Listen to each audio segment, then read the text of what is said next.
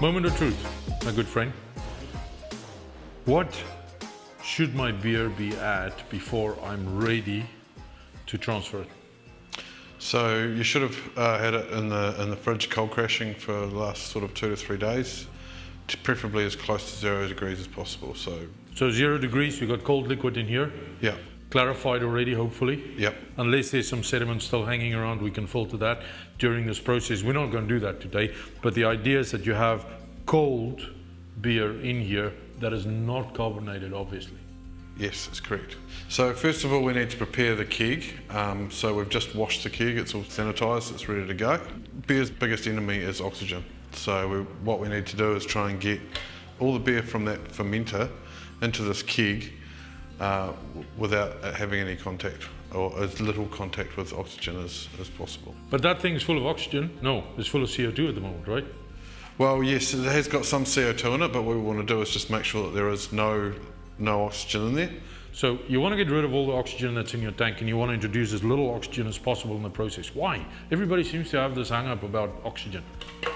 Oxidation causes the beer to turn stale quickly. So no oxygen, that's the good idea. How are we going to do that? So what we're going to do is we're going to purge this keg. So any oxygen that's still left inside this keg, we're going to push it all out with CO2. You have a product tube, which is from your out. It's a dip tube that goes to the bottom of the keg. That's full of oxygen, so we'll have to go in through there, right? Yeah, so what we want to do is we want to push CO2 all the way down through that tube and then push it all up so then the oxygen gets pushed out the top of the keg. And my gas connector is not going to fit on that, so you're changing that over, No, right? so we have to take off the gas one that we normally have on there, and we'll put on a beer one. And then we can turn our CO2 bottle on, and we can attach that onto the out, which is our beer.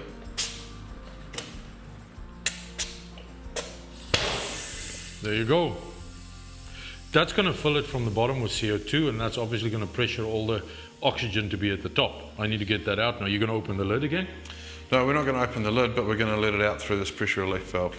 We'll leave that for sort of about 30 seconds to a minute. We'll open it and close it a few times just to make sure that all of the oxygen's pushed up out of there, and all the gas, which is heavier than air, sits at the bottom. And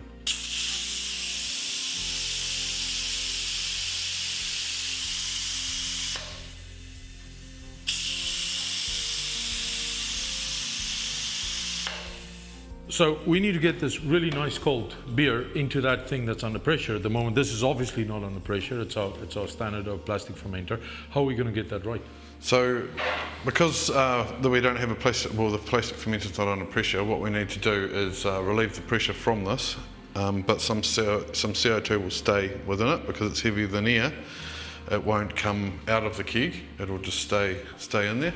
And as the beer fills, it's going to push it up the top anyway. That's a good idea. But are we just going to open this little tap and put it in there? Yes. Well, we need a hose, obviously, to go between the fermenter and the keg. And the assumption would be that's been sanitized. Yep. Okay. We've got one sitting there ready to go. So we let the pressure out of that keg completely. Pressure is out. That's full of CO2 still. We put it in place. Make sure that everything is nice and clean, so give the lid and the posts a good spray with our alcohol spray. Your hands? Hands. Good. And then we want to open the keg, but we only want to open enough just to get the hose in. Right, so you're not going to open the whole lid. You're not going to take it out, put it out somewhere else again, just so that you can get the hose through, right? So then we take our hose here, which has been sitting sanitising in boiling water. Give that a good spray. Spray some alcohol through the hose, and then we put that down into the keg. Do we fill from the bottom here? Is that the idea? So make sure that the beer runs down the side of the keg, and then that runs down the side of the keg straight to the bottom, and then as it fills, it'll slowly push the CO2 out of the top of the keg. Be my guest, friend. So we want to make sure also that we have... That's an important step, because otherwise it's going to suck in whatever is here at the top right into your beer. Yeah.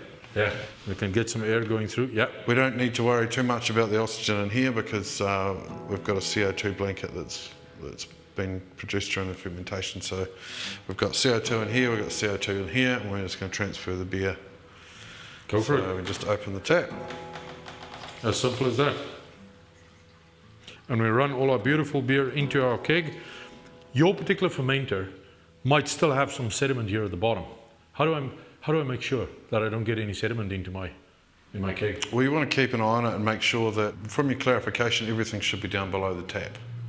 If you've still got some hot matter and stuff like that coming through when you first turn it on, you might want to run that off into a jug or something like that, and then when the beer starts to get clearer, then you pop it into your keg. I have 23 litres in here, but I only have a 19 litre keg. How's that going to work? You can only fit 19 litres into the keg, so generally you want to make sure that you get the good piece in the middle, and then you want to stop it when you get to the sort of 19 level mark, because you want to make sure you've got enough headspace in the keg as well to carbonate the beer. I've done it wrong, to be honest with you, confession. I folded all the way to the top, and it's a big mess after that, especially when you want to try and but that head at the top, does that mean that the beer is still fermenting? No, that's just for carbonation, so it's to allow the CO2 to actually get inside the beer. Right. So you're going to add some CO2 in for carbonation, and that needs a space to go somewhere. Yes.